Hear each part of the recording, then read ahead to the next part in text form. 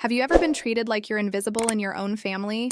Like your feelings, your dreams, your very existence is just a punchline waiting to happen? Well, let me tell you something that changed my entire life. Something I've been carrying inside me for years. And I'm finally ready to share it with you because I know deep in my heart that someone out there needs to hear this story. Someone out there is sitting at a family dinner right now, feeling exactly what I felt, wondering if they're being too sensitive, wondering if maybe they deserve to be the joke. But let me tell you right now, you don't. Nobody does. My name doesn't matter for this story. What matters is what happened to me, what I survived, and how I finally found the courage to walk away from the toxicity that was slowly killing me from the inside out. For as long as I can remember, I was the entertainment at every single family gathering. Not the good kind of entertainment, not the person everyone wanted to hear stories from or laugh with, but the person everyone laughed at. I was the punchline. I was the joke. I was the one they could always count on to say something awkward, do something clumsy, or just exist in a way that gave them material for their cruel humor. And the worst part? They called it love. They called it family bonding. They told me I was too sensitive when tears would well up in my eyes after the 10th joke at my expense. They said I needed to learn to laugh at myself, as if spending every family event being humiliated was some kind of character-building exercise I should be grateful for. I grew up in a large family, the kind that sounds amazing when you describe it to outsiders. Holiday gatherings with 30 people, summer barbecues that lasted until midnight, birthday parties where the house couldn't contain all the relatives who showed up. From the outside, it looked like something from a heartwarming movie. But from the inside, from my perspective, it was a nightmare I couldn't escape. I was the middle child of 5 siblings, which already made me feel like I was fighting for scraps of attention, but it was worse than just being overlooked. I was noticed, but only when they needed someone to mock. My older siblings were successful, confident, the golden children who could do no wrong. My younger siblings were adorable, protected, coddled in ways I never was. And me? I was stuck in between, awkward and anxious, and desperately trying to figure out where I fit in this family dynamic. Spoiler alert, I never did. The jokes started small when I was young, so small that I didn't even recognize them as cruelty at first. Comments about how I was always daydreaming, always lost in my own world, always a little bit different from everyone else. My aunt would pinch my cheeks and say I looked confused, and everyone would laugh. My uncle would ask me questions designed to make me stumble over my words, and then he'd imitate my stuttering while the whole room erupted in laughter. My cousins would exclude me from their games and then point out how I was sitting alone, making jokes about how I preferred my own company because nobody else wanted to be around me. And my parents, the people who were supposed to protect me, who were supposed to tell everyone to stop, would just smile and shake their heads like I was an adorable little oddity they had to tolerate. They never defended me. Not once. As I got older, the jokes evolved, became sharper, more personal, more devastating. They made fun of my appearance, telling me I had grown into an ugly duckling who never quite became a swan. They criticized every choice I made, from my career path to my relationships to the way I dressed. When I got my first serious boyfriend, they made jokes about how surprised they were that anyone would want to date me. When that relationship ended, they made jokes about how they saw it coming, about how I was too difficult to love. When I changed careers to pursue something I was passionate about, they called it a phase, a joke. Something I'd eventually give up on when I realized I wasn't special enough to succeed. Every single achievement I had was diminished, mocked, turned into another opportunity for them to remind me that I was less than everyone else. And the gatherings became torture. I would lie awake the night before every holiday, every birthday party, every family reunion, with my stomach in knots and my chest tight with anxiety. I would rehearse conversations in my head, trying to prepare myself for the inevitable mockery, trying to build up walls thick enough to protect my heart from the constant barrage of cruelty disguised as humor. I would tell myself that this time would be different, that maybe they'd grown up, that maybe they'd finally see me as an actual person deserving of respect. But it never was different. It was always the same cycle of humiliation, and I always left feeling smaller, more broken, more convinced that there was something fundamentally wrong with me. I remember one Thanksgiving in particular. I must have been about 23 years old, sitting at the long dining table surrounded by faces that were supposed to represent home and safety. My grandmother had cooked for days. The table was overflowing with food that smelled like childhood memories. And for a brief moment when I first walked in, I felt hopeful. Maybe this year would be the year things changed. But within 15 minutes of sitting down, my oldest brother started. He brought up a story from my teenage years, something embarrassing I had done at a school dance, something I had spent years trying to forget. He told it with such dramatic flair, exaggerating every detail to make me look as pathetic as possible, and the entire table dissolved into laughter. I felt my face burn with shame, felt my hands start to tremble as I gripped my fork, felt that familiar sting of tears that I desperately tried to hold back because crying would just give them more ammunition. And when I quietly asked him to stop, when I tried to defend myself by saying it wasn't funny and that I'd asked him before not to tell that story, the entire mood shifted. Suddenly, I was the problem. I was ruining Thanksgiving. I was being too sensitive. My mother sighed heavily and said we were supposed to be having a nice time, implying that my hurt feelings were an inconvenience everyone had to deal with. My father told me to lighten up, to not take everything so seriously. And my brother, the one who had started it all, just smirked at me and said I needed to learn to laugh at myself. That's when something inside me started to break. Not all at once, not dramatically, but slowly, like a crack forming in glass that would eventually shatter completely. The years that followed were more of the same relentless pattern, each gathering chipping away another piece of my soul until I barely recognized myself anymore. I started developing physical symptoms from the stress and anxiety of these family events, waking up with migraines on the mornings I knew I'd have to see them, experiencing panic attacks in parking lots before walking into holiday dinners, feeling my heart race and my hands shake whenever my phone rang with a call from a family member inviting me to yet another gathering where I'd be the main source of entertainment. I began making excuses to avoid smaller events, claiming I had work obligations or wasn't feeling well, and the relief I felt when they accepted my excuses without pushing back was both liberating and devastatingly sad. The fact that I felt more peace in my absence than I ever felt in their presence should have been a massive red flag, but I was so conditioned to believe that family was everything, that blood was thicker than water, that you had to accept your relatives no matter how they treated you, that I kept showing up to the big events even when every fiber of my being was screaming at me to stay home. I watched other families at restaurants and parks, families where people genuinely seemed to enjoy each other's company, where conversations flowed naturally without anyone being the designated target, where laughter was inclusive rather than exclusionary, and I felt a deep, aching envy for what I'd never had. I started therapy around this time, initially going because I thought something was wrong with me, that I needed to fix whatever it was about my personality that made me such an easy target for mockery. My therapist, a patient woman with kind eyes who actually listened to me, spent months helping me understand that I wasn't the problem. She helped me see that what I was experiencing was a form of emotional abuse, that being consistently humiliated and demeaned by the people who claimed to love you was not normal family dynamics, that I had every right to feel hurt and angry and exhausted by the treatment I'd endured for decades. She introduced me to terms like scapegoat and narcissistic family systems, and suddenly my entire childhood made sense in a way it never had before. I wasn't crazy. I wasn't too sensitive.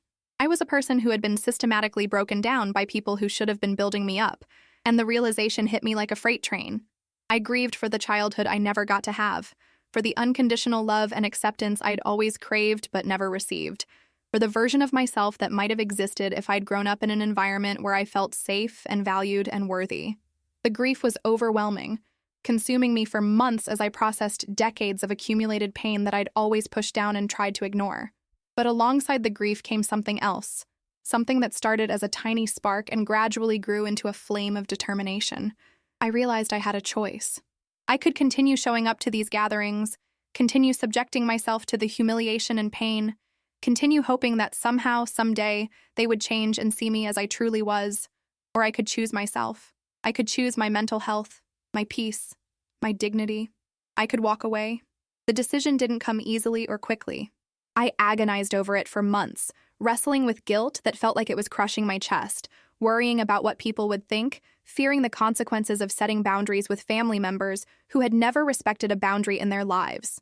I made lists of pros and cons, talked through every possible scenario with my therapist, called friends at 3 a.m. when the anxiety kept me awake, desperately seeking validation that I wasn't being selfish or cruel for considering distancing myself from my own family. Society tells us that family is sacred, that you're supposed to forgive and forget, that blood relations are worth preserving at any cost, and going against that programming felt like I was committing some kind of unforgivable sin. But then I remembered something my therapist said during one of our sessions, something that completely shifted my perspective. She asked me a simple question. If these people weren't related to you, if they were coworkers or acquaintances or strangers who treated you this way, Would you continue spending time with them? The answer was so obvious it almost made me laugh. Of course I wouldn't. I would have cut them out of my life immediately without a second thought, recognizing their behavior as toxic and unacceptable. But because they were family, because I'd been taught that family deserved infinite chances and unconditional loyalty, I had subjected myself to treatment I would never tolerate from anyone else. That realization was the catalyst I needed. I decided that the next major holiday gathering, which happened to be Christmas that year, would be my last unless things dramatically changed. I made a plan, rehearsed what I would say if anyone asked why I seemed distant, and steeled myself for what I knew would be another painful experience. I walked into my parents' house on Christmas Eve with a sense of finality, looking at everything with new eyes, seeing the dysfunction I'd normalized for so long with a clarity that was almost startling. The evening progressed exactly as I'd predicted, with the same tired jokes at my expense, the same dismissive comments about my life choices, the same feeling of being simultaneously present and completely invisible. But this time, something was different. This time, I didn't internalize their cruelty. I didn't question whether I deserved better. I didn't make excuses for their behavior or try to convince myself that they meant well. I simply observed, noting each instance of disrespect and mockery like I was documenting evidence for a case I was building against them in my mind. When my cousin made a joke about how I was still single at 28, implying that something must be fundamentally wrong with me, I didn't laugh along or make a self-deprecating comment like I usually would. I just looked at her calmly and said nothing, letting the silence stretch uncomfortably until she looked away. When my brother started telling another embarrassing story from my past, I interrupted him firmly and said I'd prefer if he didn't, and when he rolled his eyes and tried to continue anyway, I stood up and walked out of the room. These small acts of defiance felt revolutionary, felt like I was finally standing up for myself after a lifetime of accepting whatever they dished out. And even though my heart was pounding and my hands were shaking, I felt a surge of power that I'd never experienced before.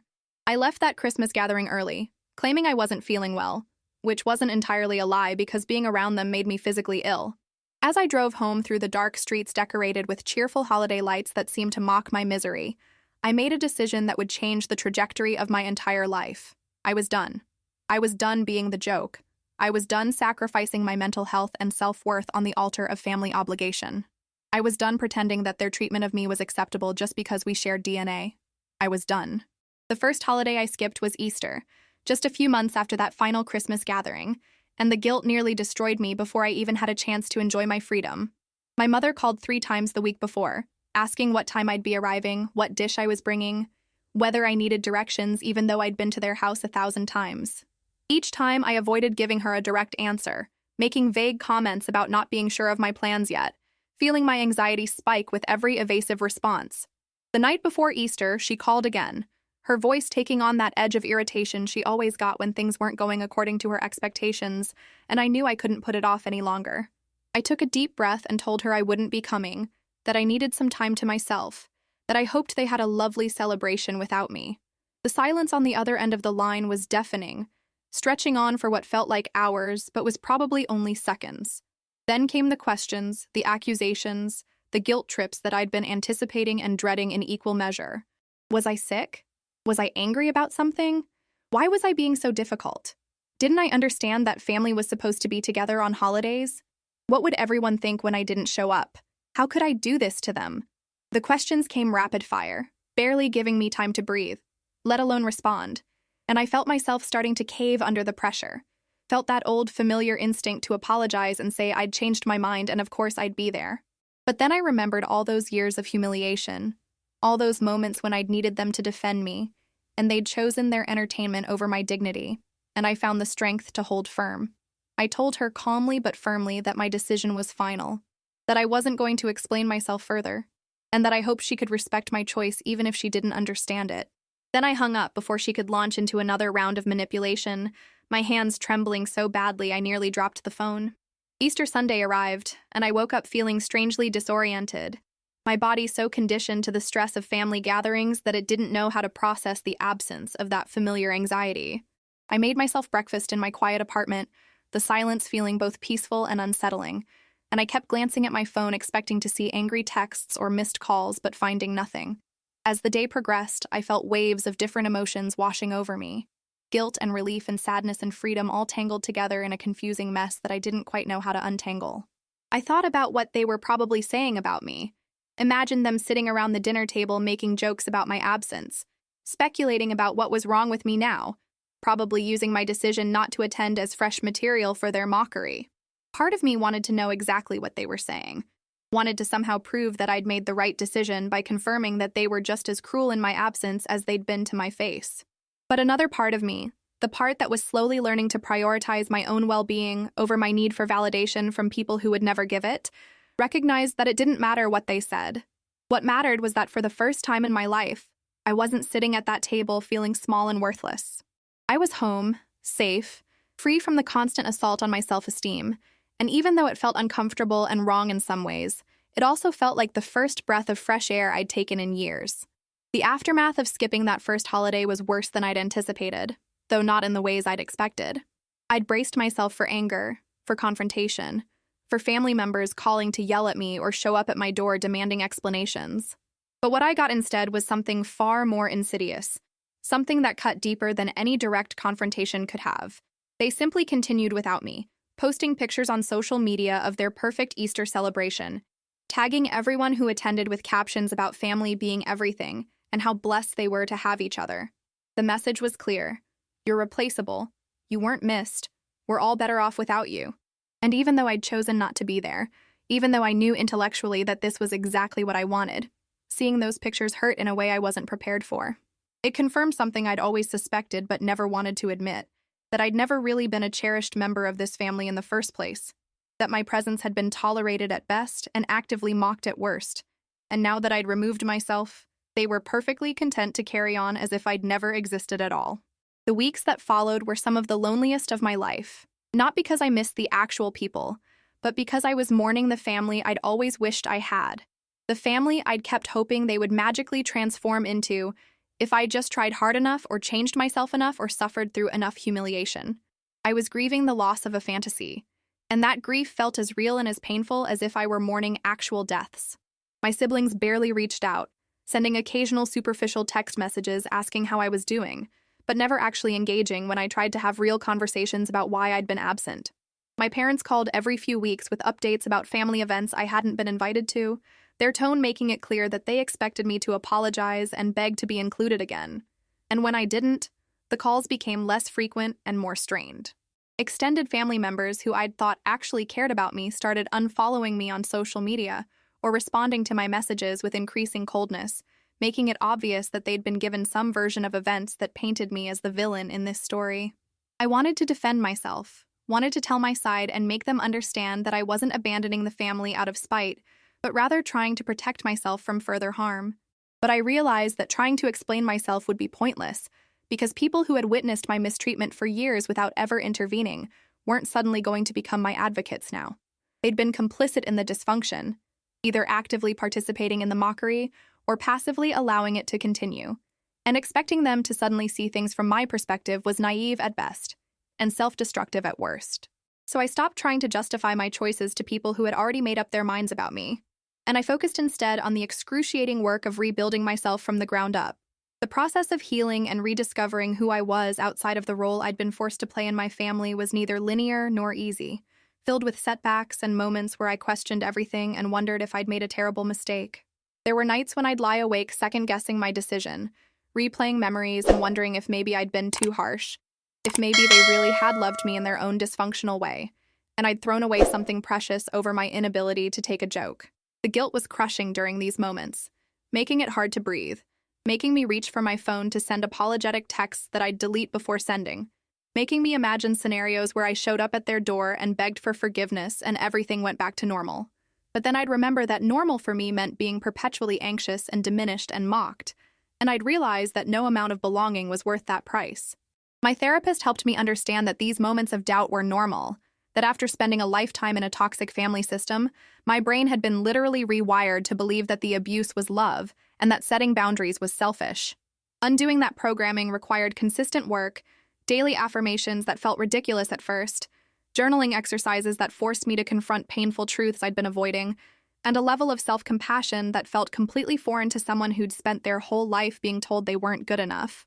I started small, celebrating tiny victories like going an entire day without checking their social media or making it through a holiday without having a panic attack.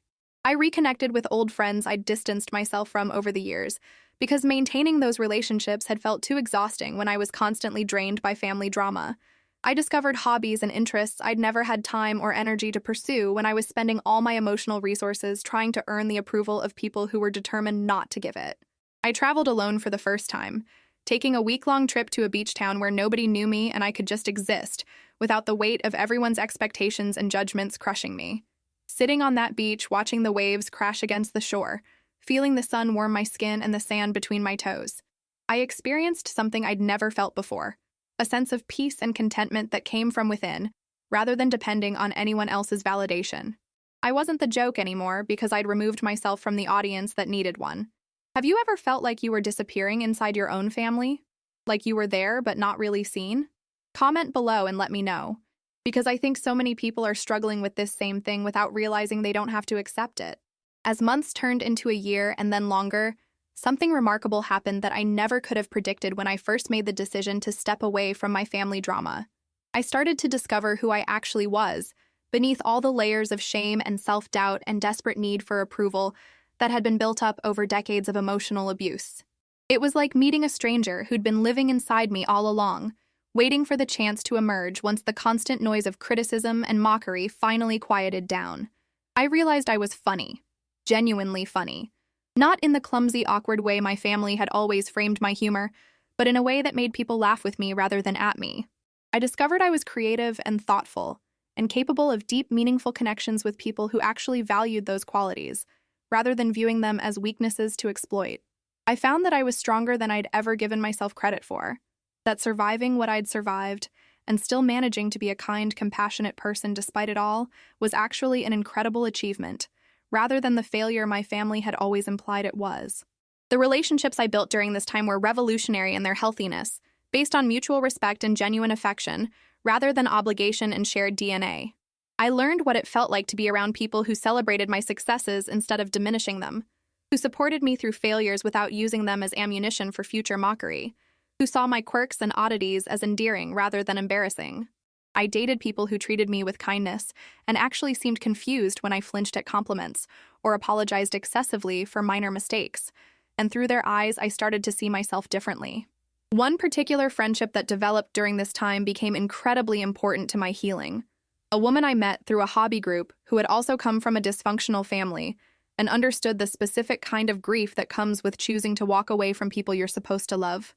We'd have long conversations over coffee where we'd share our experiences and validate each other's feelings and remind each other that we weren't crazy or selfish for prioritizing our mental health. She introduced me to the concept of chosen family, the idea that the people who truly love and support you don't have to be related to you by blood, and that sometimes the family you choose is healthier and more authentic than the one you were born into. This concept felt both liberating and sad. Liberating because it meant I could build something better than what I'd lost. Sad because it emphasized just how much I'd missed out on by being born into the wrong family. But I started consciously creating my chosen family, surrounding myself with people who appreciated me for who I actually was, rather than tolerating me despite it. And the contrast between these relationships and my family relationships was stark and undeniable. With my chosen family, I didn't have to perform or pretend or walk on eggshells, constantly worried about becoming the next punchline. I could just be myself, messy and imperfect and sometimes awkward, and know that I was still worthy of love and respect. Birthday celebrations went from dreaded obligations to genuine, joyful occasions, where people showed up because they wanted to be there, not because they felt obligated. Holidays transformed from anxiety-inducing nightmares to peaceful gatherings where everyone contributed to the positive atmosphere rather than one person being sacrificed for everyone else's entertainment. I started new traditions that felt meaningful to me rather than simply participating in traditions that had always made me feel excluded. And slowly, painfully slowly, I began to believe that I deserved this, that I was worthy of being treated well, that the decades of mistreatment I'd endured weren't a reflection of my value, but rather a reflection of their dysfunction. There were still moments when the old wounds would suddenly reopen, triggered by seemingly random things that caught me off guard. I'd see a family having dinner at a restaurant, laughing together in that genuine way that I'd always longed for, and I'd feel a sharp pang of grief for what I'd never had. I'd hear a song that reminded me of a holiday gathering, and suddenly I'd be transported back to that dining table surrounded by people who made me feel invisible and worthless. and the pain would be so fresh it felt like it had just happened. I'd scroll through social media and accidentally see pictures of family events I hadn't been invited to, seeing my siblings and cousins and extended family all together looking happy without me, and I'd spiral into shame and regret, questioning whether I'd made the right choice after all. During these difficult moments, I'd have to actively remind myself why I'd left, forcing myself to recall specific instances of cruelty and humiliation that had driven me to this point, because the brain has a sneaky way of romanticizing the past and making you forget just how bad things really were. I kept a journal specifically for this purpose, documenting particularly painful interactions I'd had with family members, so that when nostalgia tried to rewrite history and make me think things weren't that bad, I could read my own words from the time when the wounds were fresh and remember that yes, it really was that bad. And yes, I really did need to protect myself. I also had to navigate the awkward questions from people who didn't know about my family situation, well-meaning acquaintances who'd ask about my plans for Thanksgiving or Christmas, or what my parents thought about various life decisions, and I never quite figured out the right response to these questions. Sometimes I'd deflect with vague answers that implied everything was fine, not wanting to get into the complicated, painful truth with people who were just making small talk. Other times, if I felt safe enough, I'd be honest about the situation, explaining that I wasn't in contact with most of my family, and watching their reactions carefully to gauge whether they were the type of person who would understand, or the type who'd launch into a speech about the importance of family and forgiveness. I lost a few potential friendships with people who couldn't comprehend why anyone would voluntarily distance themselves from family, people who'd grown up in healthy, loving homes, and truly couldn't imagine that not everyone had that experience. But I also found incredible allies in people who'd been through similar situations, who nodded knowingly when I described the guilt and the grief and the strange mix of freedom and loss that comes with walking away from toxic family members. These connections reminded me that I wasn't alone, that millions of people were quietly dealing with the same struggles, and that speaking openly about family estrangement helped break down the shame and stigma that often surrounds it. About 2 years after I'd initially distanced myself from my family, something unexpected happened that forced me to reconsider the hard boundaries I'd established. My grandmother, the matriarch of the family who'd always been present at every gathering but never the primary source of the mockery directed at me, had a serious health crisis and was hospitalized. My mother called me for the first time in months, her voice small and scared in a way I'd never heard before, telling me that the doctors weren't sure if my grandmother would recover and that the whole family was gathering at the hospital. She didn't explicitly ask me to come, but the implication hung heavy in the silence between her words, and I felt that old familiar guilt creeping back in, threatening to undo all the progress I'd made. I agonized over the decision for hours, pacing my apartment and calling friends and having an emergency session with my therapist, trying to figure out the right thing to do. On one hand, my grandmother had never been cruel to me the way others in the family had, and the thought of not being there if she died and potentially regretting it for the rest of my life was terrifying. On the other hand, I knew that going to the hospital would mean facing all the family members I'd been avoiding, subjecting myself to their judgment and potentially their hostility, and risking all the healing work I'd done by walking back into that toxic environment. In the end, I decided to go, but I went on my own terms with clear boundaries in place. I told myself I was going for my grandmother, not for them, and that I would leave immediately if anyone tried to start drama or make me feel unwelcome. Walking into that hospital waiting room was one of the hardest things I'd ever done, my heart pounding and my palms sweating as I pushed open the door and saw them all sitting there. The room went quiet when I entered, multiple pairs of eyes turning to look at me with expressions ranging from surprise to confusion to what might have been guilt on a few faces. My mother stood up and moved toward me, and for a moment I thought she might hug me or say something meaningful, but instead she just nodded and told me which room my grandmother was in. The next few hours were surreal, sitting in that sterile waiting room surrounded by people I'd once considered my whole world, but who now felt like strangers. They made small talk around me, but not with me, and I could feel the weight of unspoken words and unresolved conflict hanging in the air. Nobody apologized. Nobody acknowledged that maybe they'd treated me poorly or that my absence might have been justified. They simply acted like nothing had happened, like I'd just been busy for the past 2 years rather than deliberately avoiding them. And their refusal to acknowledge the elephant in the room made me realize that they still didn't get it, and probably never would. When I finally got to see my grandmother, she was weak but conscious, and she took my hand with surprising strength and whispered that she was glad I came. We talked for a few minutes about nothing important, both of us avoiding the real conversation we probably should have been having, And when I left her room, I felt a complex swirl of emotions that I'm still not sure I've fully processed. My grandmother recovered, thankfully, but that experience crystallized something important for me. I realized that I could selectively engage with individual family members who hadn't been sources of toxicity without opening myself back up to the entire dysfunctional system. I started occasionally visiting my grandmother one-on-one, having quiet lunches where we talked about her garden and her memories and the books she was reading, and these visits felt manageable in a way that large family gatherings never had. But I maintained my distance from everyone else, and I made peace with the fact that this was probably how things would remain for the foreseeable future. The transformation in my life over these years was nothing short of miraculous, though it came at a cost I'm still calculating. I built a career I was proud of without the constant voice in my head telling me I'd fail, because my family had always predicted I would.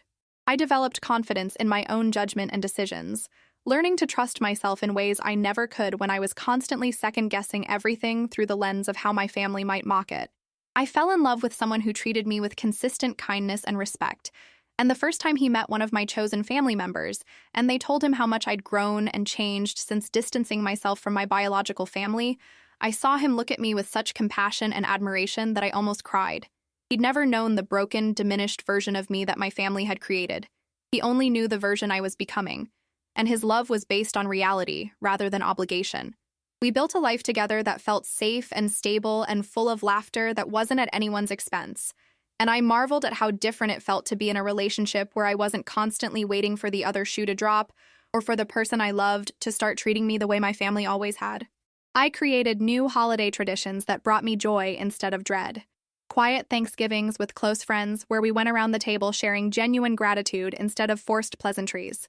Christmas mornings spent volunteering at a local shelter instead of sitting in my parents' living room feeling invisible. I reclaimed my birthday as a celebration instead of an obligation, throwing parties for myself that were actually fun instead of enduring family gatherings where my existence was an afterthought. I traveled to places I'd always wanted to see but never had because family obligations had always taken priority, standing on mountaintops and walking through ancient cities and feeling fully present in my own life for the first time. I pursued creative projects that my family would have mocked, writing and painting and trying things I wasn't good at just for the joy of doing them, unafraid of failure because there was no longer an audience waiting to say I told you so. The person I became in the absence of their constant criticism and mockery was someone I actually liked, someone I might even love, and that was the greatest gift I could have given myself. But I won't lie and say it was all positive, because the grief comes in waves still, catching me off guard on random Tuesday afternoons when I hear a song my mother used to sing or smell something that reminds me of my childhood home. There's a specific kind of loneliness that comes from being the one who walked away, from knowing that you made the healthy choice but still mourning the family you wish you'd had. I grieve not for the people they actually were, but for the people I kept hoping they'd become. For the parents who might have been proud of me and the siblings who might have been my best friends, if only we'd been born into a different dynamic.